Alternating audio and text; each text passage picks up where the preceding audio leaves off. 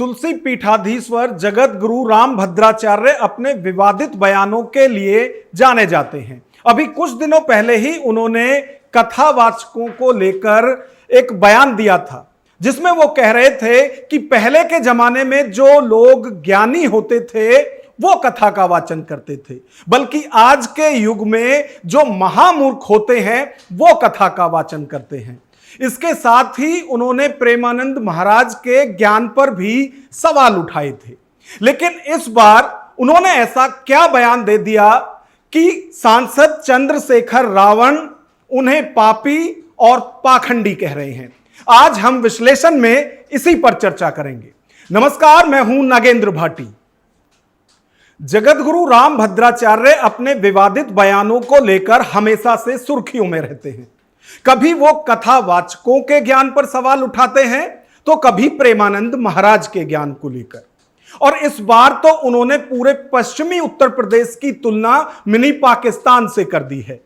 एक कथा के दौरान उन्होंने कहा कि जिस तरह से पश्चिमी उत्तर प्रदेश में लगातार एक समाज की जो संख्या है वो बढ़ती जा रही है, उससे हिंदुओं को उनके अधिकार अपने ही देश में नहीं मिल रहे हैं।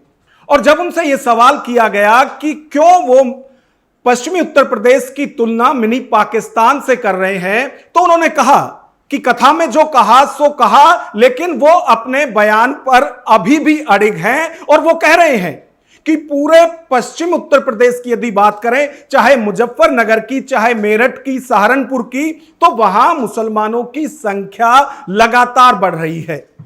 आज भी कह रहा हूँ, क्यों संभल से इतना पलायन हो रहा है हिंदुओं का। मेरठ में भी बहुत से लोग हावी हो रहे हैं हिंदुओं पर। मुजफ्फरनगर में हावी हो रहे हैं हिंदू। कौन गलती मैंने कही? रामभद्राचार्य ने तो पूरे पश्चिमी उत्तर प्रदेश की तुलना पाकिस्तान से की थी और पूरे वेस्ट यूपी को मिनी पाकिस्तान कहा था।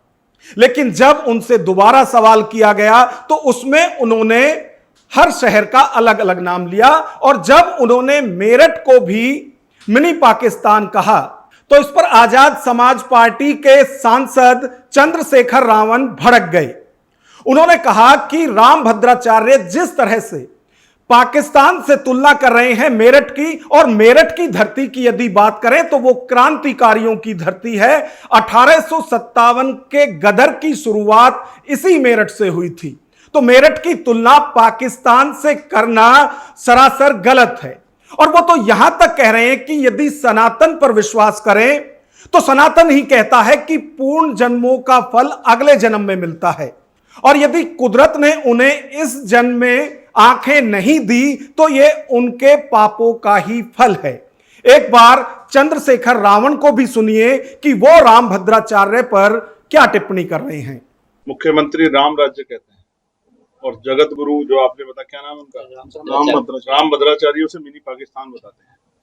और यही मेरठ में आपको याद दिला दूं, ये सबसे क्रांति धरा है। 1857 में गदर यही से शुरू हुआ। ये कोतवाल धन सिंह गुर्जर जी की धरती है, माता दीन वाल्मीकि की धरती है।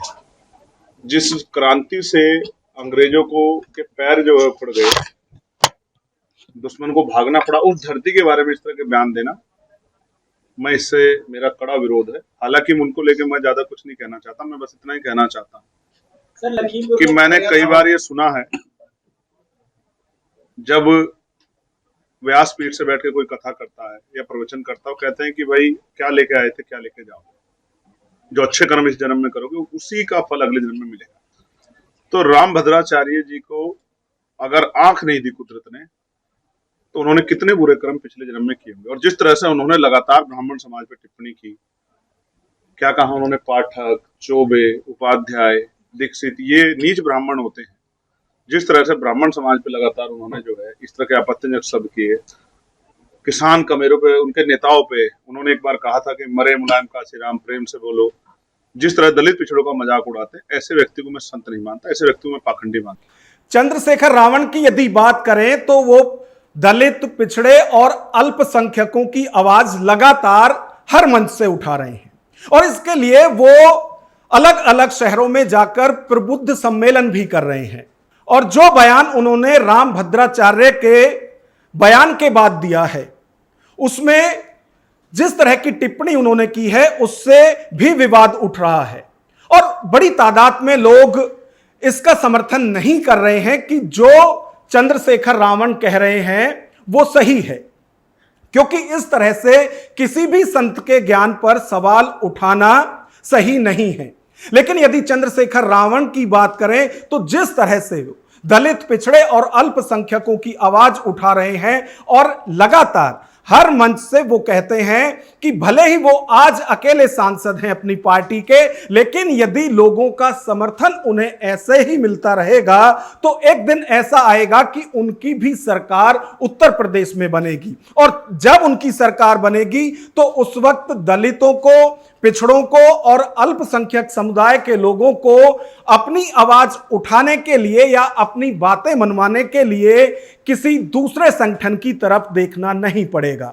हालांकि अभी जो बात है वो हम इस पर चर्चा कर रहे हैं कि रामभद्राचार्य की तरफ से जो टिप्पणी की गई थी मेरठ सहित पूरे वेस्ट यूपी को लेकर और उसकी तुलना पाकिस्तान से की गई थी, लेकिन अब जिस तरह का बयान चंद्रशेखर रावण की तरफ से आया है और उन्होंने ना सिर्फ रामभद्राचार्य के ज्ञान पर सवाल उठाया है बल्कि वो तो उन्हें पापी कह रहे हैं, पाखंडी कह रहे हैं।